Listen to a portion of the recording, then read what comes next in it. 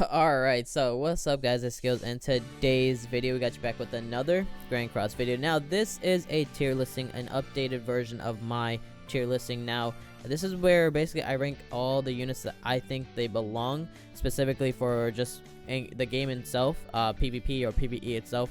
Now I will have to say that this can change depending on how you look at it. So I'm going to say this right now, this is a very controversial topic, so do not take this with any kind of hate, or do not put this towards me being wrong or anything, because it's just my opinion, right? So if you guys have any kind of specific feedback on the units you would put in the specific areas, let me know in the comments below, because this is something I love to talk about, and I want to know where you guys think each unit sits at. But we're going to talk about the main units. You know, obviously we have SS tier, S tier, A tier, B, C, and D.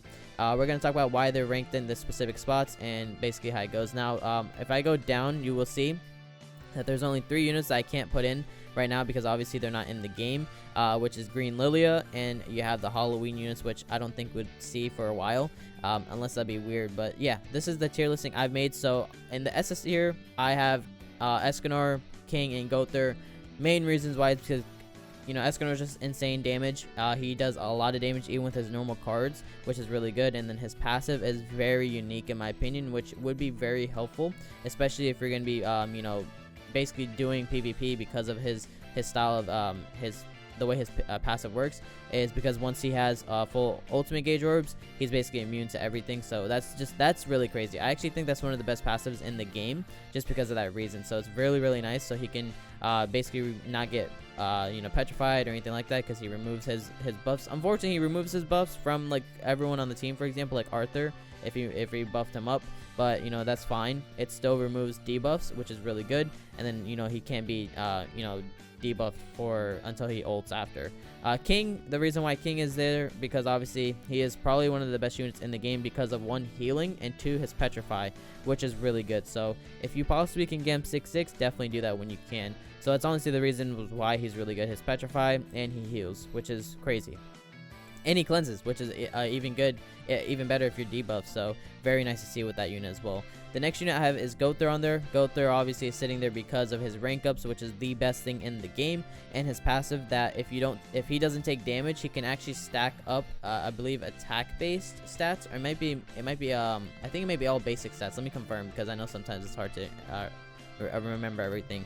It's increases all allies attack by 10% at the start of the next turn if the hero doesn't take damage. So as long as he doesn't take damage, then you're gonna stack up to 50%, because it can do it 5 times. So they're SS tier. This honestly is the meta team right now anyway, so you can run them. And I would say if you put Merlin on the top, I guess you could say she's SS tier as well because of that.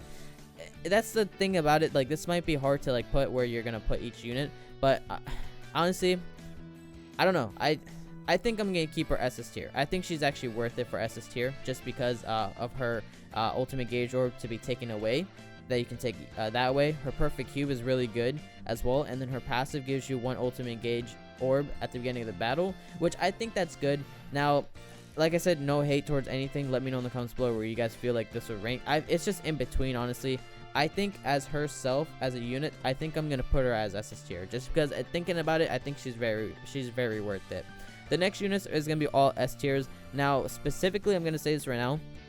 The reason why I have Helbram in S tier is because, 1, he's good for petrifying, and that's his main reason for that. But other than that, he's not really doing much there other than the petrify itself, which is good, because if you're running a Kingbrum team, which is very toxic, you can do that and see how that goes for you. You'll pretty much get high up in your ranking, so it's really good as well. He's good for sure. He takes away ultimate move gauge orbs as well, which is very helpful. But his passive itself is going to increase basic stats by 5% per surviving ally. So that it's good for him. It's depending on, you know, how well your team can handle. Like on PvP, I guess you could say that he's really good for that if you're talking PvP based, but I'm just doing this overall. If you're talking about overall units in general, I would say he belongs in S tier because of that reason. But he is obviously good for petrifying, and he removes ultimate gauge orbs, which is good. His ultimate cancels buffs and stances, but sometimes if you're doing PvP, I mean, if they're not running like a buffing unit, then there's no point for that. So that's the reason why I would say he's S tier. If there were a lot of units that were buffing themselves up, then I'd say he would be good for SS tier. But I mean, he's only good for PvP in my opinion. Other than that, he's not being used for PvE content at all, which these other units are PvE content as well. So that's why I keep them in SS tier. Now this one, I'm gonna say I don't know where I really want to put this man, Diva Mellie. I keep him S tier just because he does a lot of damage. He's really good for hard hitting. He can be used for PvP if you put him in the 4th slot, but he's only really used for one reason, and that's the Howlix or Crimson Raid, if you guys know from GP. I don't know where I really want to put him. If I really thought about it, I probably would put him in A tier just because, you know, it fits properly, in my opinion. Like I said, in my opinion. Some people probably might even put him in B tier, honestly, but it's just a controversy topic. This is where it matters. Like, this is where I'm curious on where you guys think as well. I'm gonna put Diva Mellie in S tier though, just because of his high input on damage, which I think is very helpful in times that you need it. So, and plus it's Diva Mellie Otis. He's very, you know, he's very controversial, like I will say, but the good thing about him is that he does a good amount of damage for just normal use as well. You can use him in normal PvE content and he will do really high damage, but realistically he's specifically only made for the Crimson. So, but it's Diva Mellie. It's tough to say. This is one of the, I'd say he is one of the worst Diva Mellies, but like I said, it's very controversial. So I'll keep him in S tier, but I probably would put him in A tier if I really wanted to. You know, I'll keep him in A tier. Honestly, I'll keep him in A tier because of this reason, and I don't want any controversial like hate or anything like that. Just I want your feedback. That's it. Next one, Gallon. Now Gallon is actually very good. Now people will say that he's not useful in PvP anymore, but realistically you can still use him in PvP. If you run into an Escanor team, you could get by, depending on how you handle the situation. But normally, like 8 out of 10 times, Escanor will win over him, but it's fine.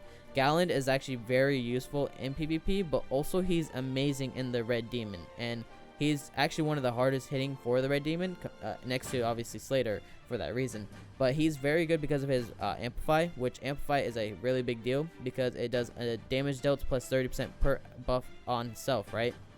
So if you run, let's just say on PvP and you're running, you know, Arthur, and you're giving that buff to everyone, that's where Gallon does a lot of damage. But even for the buff on the Red Demon, this man as a 3-star first skill attack does a lot of damage. His second skill isn't really that great, but at least it does give a debuff, which is going to bleed, and bleed at least helps for doing additional damage at the end of every turn, which is actually very helpful if you're going to be running, if you wanted to do PvE, you could content for that, you could try that, but I don't think it's going to do that much compared to PvP, because if they don't have King and they can't heal, then basically you would, or any kind of unit that can heal, then basically the bleed can do some pretty good damage throughout the turns. His ultimate is very nice, and in PvP he will be very good for that. The reason why is because this unit itself increases his own basic stats by 50% for 3 turns when you ult with him. So basically he's just going to push his attack, HP, and defense 50% more, and that's 3 turns. That's a long time, so you can basically use him over again with his first skill attack and just do a lot of damage with him. So he's really good for that. Next unit, I would say for the S tier, honestly, a lot of these units, it's just tough to say. These units will be very controversial, like I said. This Jericho, I would probably put in A tier because of her losing. She's going to be losing her abilities because of how she works. She is not that great in PvP anymore, but you can still technically try using her.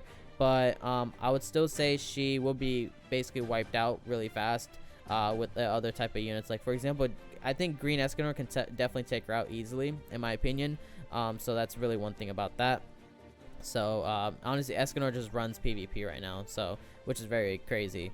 But with her, she's very good for damage dealing. She has her weak point, obviously, with her first skill, which is very good. Her ultimate is disgusting, so that's one good thing for her. She's really good for the guild boss. That's really where she belongs for this reason. So I would probably put her in S tier because of that reason, because she's very useful. And honestly, I'm using it based off of usefulness, usage, and stuff like that. So a lot of these units in the bottom, some of them will be used a lot, but some of them won't. But they have their own specific spots for these reasons.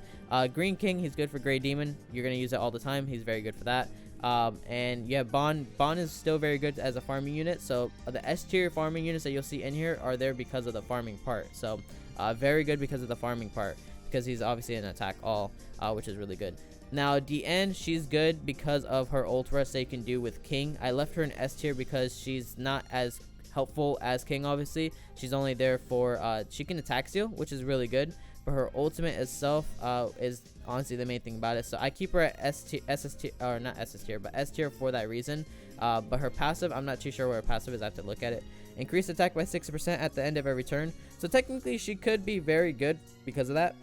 So honestly, like, it's tough. Like, I would probably put her as SS tier if I was basing it off of like what teams you would run in PvP, because of how good she is and how well ult rush teams can work. I keep her there, but I'm gonna keep her S tier just because her second skill attack is decent. She is only gonna do a rupture, which is a 2 times damage increase against buffed enemies, but it depends on the team you're going against. If they don't have a buffed enemy or buff characters, they're not going to really do that much. So that's why I keep it there for S tier. So if it was different based on like if it was debuffed enemies or something like that, then that'd be crazy with this unit. So yeah, I keep her at S tier. Hellbrom, the green one, he's good because he does attack boost, basically attack related boost, I believe. So he's good there for that reason. He's useful in the guild boss, so I keep it there for that reason. Green Mele is still fantastic because of his full counter. I would personally probably put him to A tier at this point, just because of how it's been, you know, with the game progressing. I probably would keep him at A tier because of that, but because how full counter works, I really like it, and I think it's actually still very helpful. In PvP, I'd probably say you probably won't be able to use it anymore, just because he's not that great in PvP realistically. But for other content that you want to use him in, I think he's good for that. But I'm going to keep him at A tier just because I'm thinking about it again. And like I said, let me know in the comments below how you guys feel about it, because I'm very curious on what you guys think. Slater is good for Red Demon. That's honestly what he's really good for. That's it. He's good for that, so I would keep him there for S tier, because obviously that's a very big usage for this unit, because Red Demon is something you need to do every day, so that's really good for that unit, for that. So I keep him in S tier because of that reason. Then you have Arthur, very good, best buffering. I honestly, in my opinion, best buffer in the game. Really good for that, so I leave him S tier. Hauser, I put him in S tier because he's one of the best farming units in the game, in my opinion. I would say that because he does a lot of damage. Even if once you have good gear on him, he's very good. Even in geared PvP, he's very, very fantastic, and he's gonna do a lot more damage once a specific unit comes out. So definitely look out for him when that happens. Green Daeun, she's not in the game, so I'm gonna take her out. I forgot that she's not in the game. I guess she is. She I don't remember. No, she's not in the game. She's not in the game.